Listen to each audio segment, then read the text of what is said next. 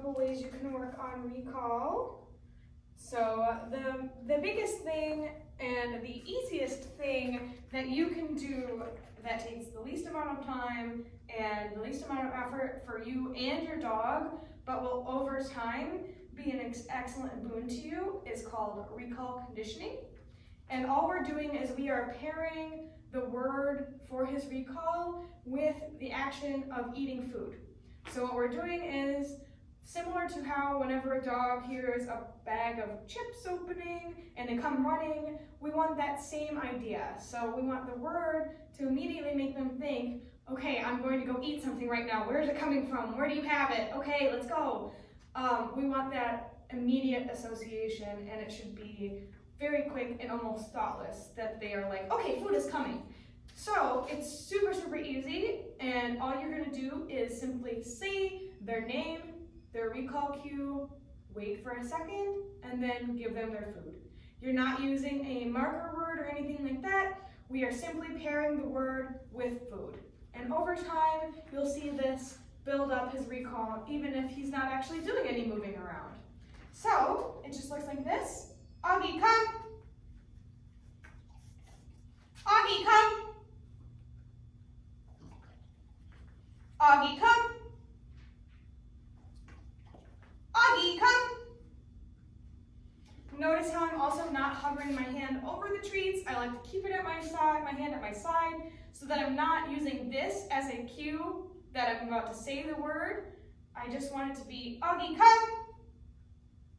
Just like that.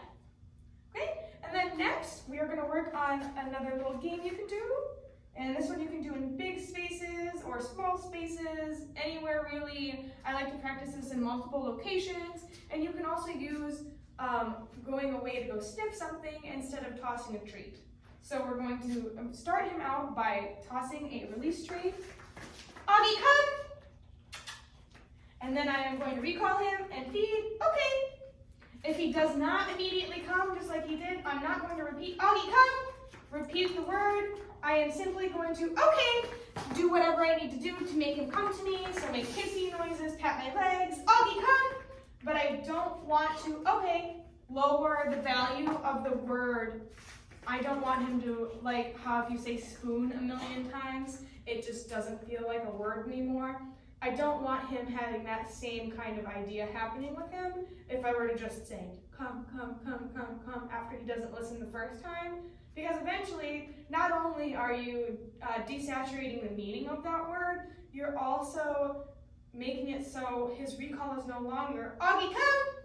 It's, Auggie, come, come, come, come, if that makes sense. So again, set him up for some more. This game is called Come and Go. Okay. So I'm releasing him. Auggie, come! Set him up. Okay. And then I'm sending another cookie out. Auggie, come! Okay. This is working on him actually coming back to you and building up that recall coming back.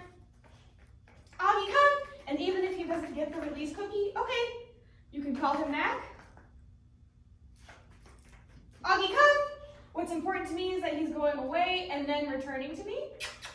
And again, okay, if I have to do what I need to do to get him to come to me, I can do that. I just want to make sure I'm not repeating the word. So that is a recall conditioning and the come and go game. Another thing you can do that involves a little bit more activity from you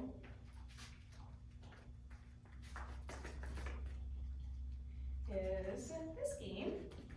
So I am going to start out by tossing the treat over here, Auggie, come, and then calling him and running away. And now I'm going to toss a treat here, Auggie, come, and run away and call him again, Auggie, come. And here we're building enthusiasm and we're running back and forth, Auggie, come. So this works as exercise as well. Auggie, come! And you can do this in small spaces or in big spaces. Okay. So that's the back and forth game. And those are 3 ways that you can work on recall with just yourself. Another one that'll be a little difficult and impossible actually for me to illustrate in this video is called puppy ping pong. We do have attachments on the website going over how to do it, but very simply, you and a partner are going to set up approximately 6 feet apart. You are going to start by having one of you, recall him, and then as soon as he comes and eats that cookie, the other person will recall him to them, and then have him come to them. And with each successful repetition, we're going to take a step farther away to build that distance. One thing we want to make sure with puppy ping pong is that we are both using the same value of treats. So if I have hot dogs and my partner has kibble, he's going to figure out at some point who pays better, and he's not going to want to go back to the person who just has kibble.